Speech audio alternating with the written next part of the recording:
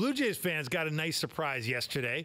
The fact that Major League Baseball, on the eve of this 60-game season opening, expanded the playoffs and expanded the possibilities for who might get in from 10 teams to 16 teams. What was your initial reaction to the expansion of the postseason? Oh, I love it. I think it's a great idea. I've been talking about that for a long time, that especially in a short season like this, where a hot team can get in and a good team might not be hot enough to get in, it allows you to capture some of those storylines. Like, for instance, last year the Oakland A's, they were 30-30 after the first 60 games of the season, but they ended up with 97 wins. The Washington Nationals were I think 29-31 after the first 60 games, but they were even worse before that. And so, it allows maybe a team that's a really good team that gets off to a slow start still a shot to get in if they turn it on late. And it allows for opportunities for rebuilding franchises moving forward. I think it might help teams avoid the tank, where they completely go into a rebuild, because if you're stuck in the middle, being stuck in the middle still is a playoff team. And so where the Mets have been for a number of years, where they don't want to completely take it apart because they're in New York, yet they're not really there. They've got some bad money invested in guys, and they've got a shot. The rebuilding franchise has an opportunity right now, and so I really like it. I think it's going to make the trade deadline that much more exciting, because you're going to have more buyers than sellers just out of the nature of it.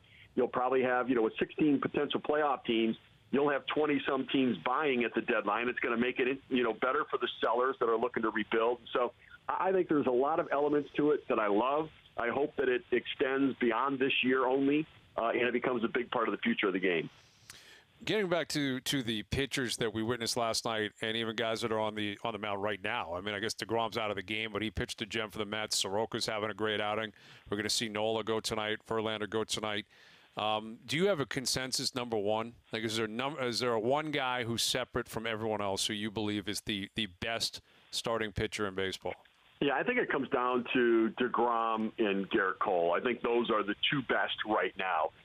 Scherzer is still very good, but not quite what he was. We're starting to see a little bit of that decline, where the physical part is getting into it a little bit. Verlander's still great, but I'd still take DeGrom over him. And Cole's got the swing and miss stuff and that overpowering. Those two guys on the mound have blinders on. They just look like they're in attack mode. Those would be my two, that they're at the top. If I had to choose one over the other, I'd probably take DeGrom over Cole. But it's splitting hairs, and those are the two elite pitchers in the game today. So Blue Jays opening their season tonight in Tampa. Steve, where do you put Ryu in terms of the hierarchy of the game? Is he an ace in your mind? No, I think that he's the Blue Jays ace, but I think he's probably more of a number two starter. And look, I think that there aren't a lot of true aces in baseball today. I think there's a handful of them, and then there's that next tier, and he's sort of in the middle of that next tier of pitchers. He's not a big strikeout guy. He pitches to contact more than he does anything else, and it's been about endurance and stamina and health for him that has kept him out of that. He's never been the big workhorse inning eaters sort of a pitcher, because injuries have been such a major part of his career. I think he's had 4 different arm surgeries in his career. Always comes back from it, always throws strikes, and is an effective pitcher. But I think he's probably more of a number two for me right now. Yeah, I'm with you on that. But as you said, I mean, for the Blue Jays, he's their number one guy. There's no question. The second he signed here, he was starting this game tonight. And beyond that, that's where the question marks open up, and whether Nate Pearson can quickly move up and be a legitimate, top of the rotation guy, because I don't think you can expect that out of someone like Tanner Roark or Matt Shoemaker. They've been around too long. They've shown us who they are. They're legitimate big league arms, but they're not top of the rotation guys. So it's basically got to be Ryu carrying over the stats he had with LA, and I think it's got to be Pearson showing up. And that's a lot of pressure on a kid, but I think that's what has to happen for them to have a shot at being a playoff team.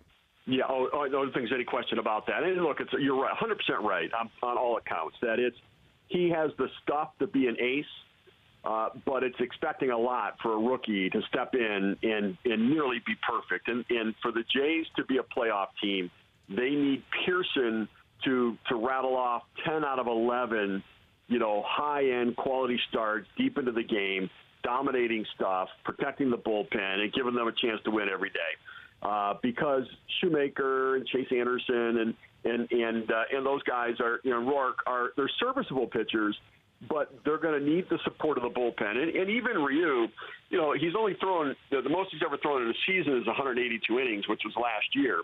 And so he's not necessarily a workhorse. And so, and it's unfair to ask that of Pearson. Now, this year it is. At some point, I think he grows into that. And we've seen young guys step in, immediately produce. We saw Soroka last year. We've seen some others have done it. And for the Jays to be a playoff team, they need that out of Pearson, that when he does come up, he is dominating. And so it's unfair to expect, and I think we have to understand that. But if he does it, I think he becomes really the true ace, protected by Ryu in title, but he'll become that guy who really has the stuff to be a true ace on a roster and in a rotation.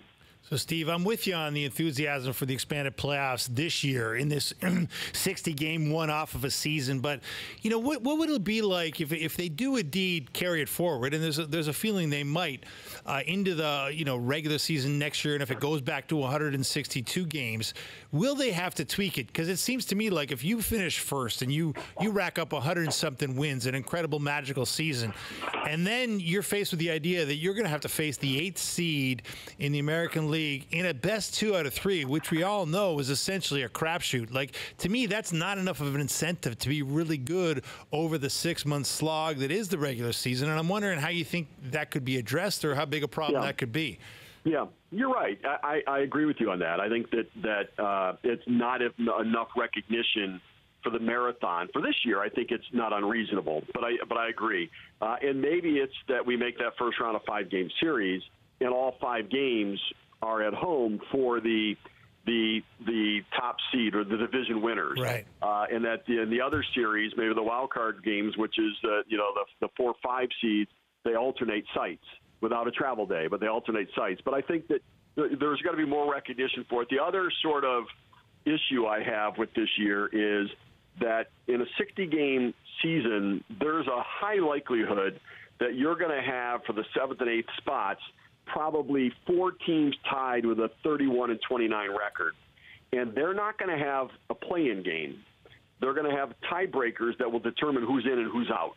And my problem with that is that the interleague play aspect of this, where let's say, let's use the Mets and the Braves and the Nationals. The Mets are playing the Yankees, 6 times. And the other teams are playing, like the Nationals are playing the Orioles 6 times, right, and they end up with the same record.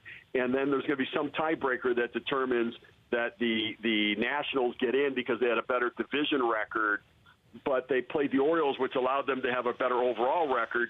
There's no tiebreaker for that. And that, to me, is not really a fair or appropriate way to handle it. I'm all right this year with everything that we're dealing with, and we'll figure it out. But I think that those are things they have to leave room for. And one of the things to be concerned about that, they're not going to do it. But remember, that 61st game, or game 163 in a normal season, that ends up being a regular season game where if you call a player up to manipulate his service time, and the season goes to 163 or to 61, then that's an extra day that player can get of service time, and you better make sure you budget that into your manipulation, or you could end up getting burned where the extra game of the season gives that player the extra day of service time, which gives him free agency earlier than you anticipated when you tried to manipulate the service. Now, it's not going to be an issue this year, but it would have been in the past, and it may be next year. Right.